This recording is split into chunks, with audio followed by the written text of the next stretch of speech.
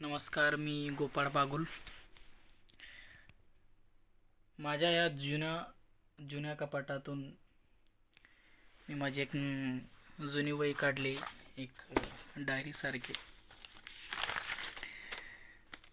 त्याला थोडं पाणीसारखं झालेलं आहे काहीतरी, आणि त्याची शाई फुटलेली आहे बऱ्याच पानांवरती. तुम्ही बघू शकता, दिसतंय. आय थिंक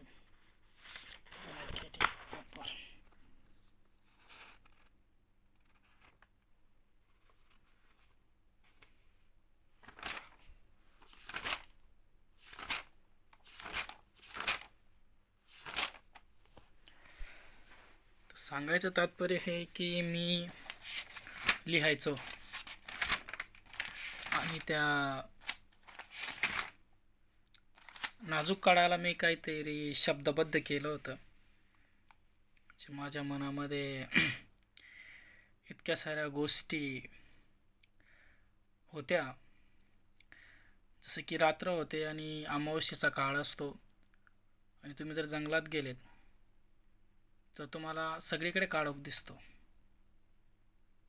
पण सकाळी जेव्हा सूर्याचा प्रकाश पडतो तेव्हा जंगलामध्ये तुम्हाला ज्या काही विविध रंगीबेरंगी गोष्टी असतात, झाडं असतील, पानं असतील, फुलं असतील, प्राणी असतील, त्यांच्या छटा असतील, यांचे रंग दिसतात. तसेच प्रत्येक माणसाच्या जीवनामध्ये एक अमावस्येची वेळ आलेली असते, आणि त्याच्यावर जेव्हा आपला जाणिवेचा प्रकाश पडतो तेव्हा आपल्याला कळतं की आपल्या मनामध्ये काय काय सुंदर आहेत, आणि त्या सुंदरतेच्या छटा कोणकोणत्या आहेत. त्याच्यातली एक छटा मी तुम्हाला ऐकून दाखवतो. एक माझ्या लिखाणाला मी सुरुवात केली होती, ती अशी होती: एकाच वेळेला ही गोष्ट आहे माझी आणि तिची. मी तिची गोष्ट माझ्या मनातून सांगतोय, आणि माझ्या मनात अजून हे विश्व आलेलं नव्हतं म्हणून का कदाचित मला माझ्यात नेहमीच एक पोकळी भासत गेली. या सामाजिक जीवनामध्ये जगत असताना वेगवेगळे विचार प्रवाह एकाच विषयी बोलताना दिसतात, आणि ती गोष्ट म्हणजे जीवन. माझ्याजवळ आवाज आहे आणि त्या आवाजामध्ये भावनिक अर्थ आहे, असं जेव्हा मला जाणवायला लागलं तेव्हा मी बेफिकीरपणे कवितेचे शब्द होऊन बाहेर फिरायला लागलो. काहींना ऐकू गेला माझा आवाज कवितेच्या रूपाने, तर काहींना नाही. आणि आज शेवटी कुठल्याही वैचारिकतेचा आणि आकलनाचा फ्लेवर न टाकता मी माझी मनोव्यथा जशीच्या तशी या पानांवर ठेवणार आहे आणि माझी गोष्ट सांगणार आहे.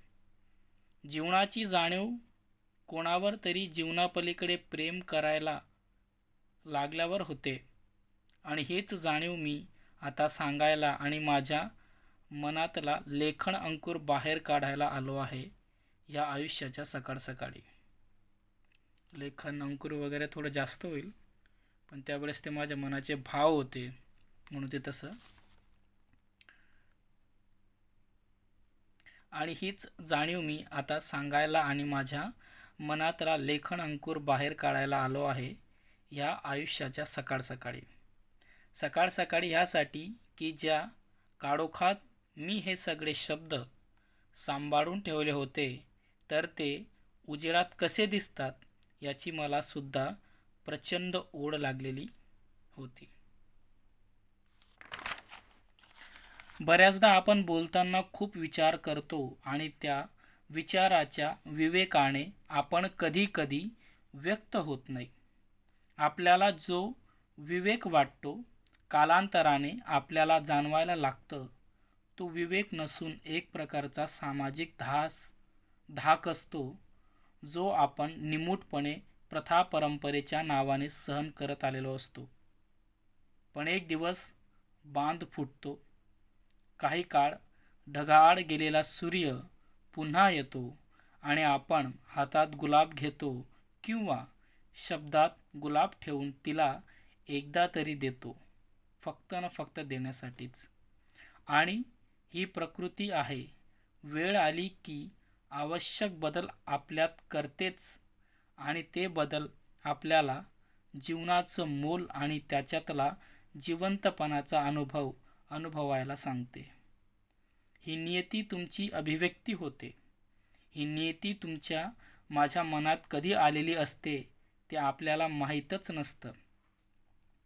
वय आणि आकलन जसं जसं वाढत जातं तसं तसं नियतीचं दर्शन मग आपल्याला भावनिक अंगानं होत जातं. तुमची निरागसता आणि सच्चाई नियतीला आवडत असावी म्हणून का ती तुम्हाला मदत करत असते तुमची अभिव्यक्ती आणि कला होऊन.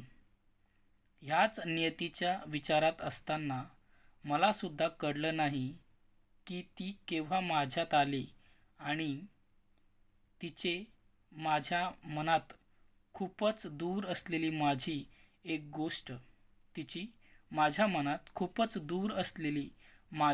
गोष्ट मला सांगितली. ती अशी, त्या कवितेचं नाव होतं नियती. नंतर मी त्या कवितेचं नाव तिचं नावच त्या कवितेला दिलं. तुर्तास तुम्ही नियती हे त्या कवितेचं नाव म्हणजे लक्षात ठेवा. मी जेव्हा तुला लिहिण्याचा, बघण्याचा, समजण्याचा प्रयत्न करतो ना तेव्हा मला फक्त तुझे डोळेच दिसतात.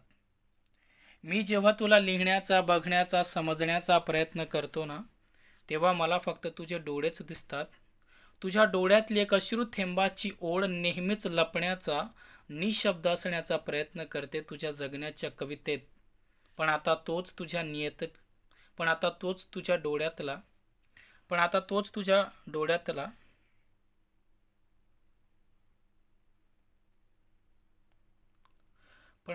तुझ्या डोळ्यातला चमत्कारिक आनंद अश्रू या कवितेचं जीवनाचं कोडं समजायला मदत करतोय.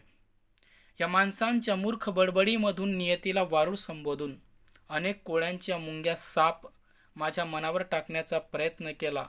या समाजरूपी सापाने वैश्विक मनात शिरून पण त्या रात्री तुझ्या स्वच्छंद निरागस हुंदक्यांच्या आवाजानं, मला स्तब्ध केलेल्या तुझ्या शांततेनं, आता ह्या अशब्द फुलांच्या ओळींची कवितेची एक एक पाकळी उमलताना, फुलताना, लिहिताना, अनुभवताना, जगताना साहित्याचं, कवितेचं, जीवनाचं, निसर्गाचं, नियतीचं एक सुंदर कोडं सुटतंय, हृदय धडधडतंय. ते असं एक सुंदर कोडं सुटतंय, हृदय धडधडतंय, रहस्य उलगडतंय. ते असं काय असतं ते रहस्य? जेव्हा मी हे ओढ लिहित होतो ना तेव्हा मला अनेक प्रश्नांचे अर्थ मला कळाले आणि त्याचा एकच अर्थ असतो आणि तो म्हणजे प्रेम. म्हणून ती कविता अशी आहे की त्याच्यामध्ये असं होतं की रहस्य उलगडतंय ते असं, मी फक्त तुझ्यावरच प्रेम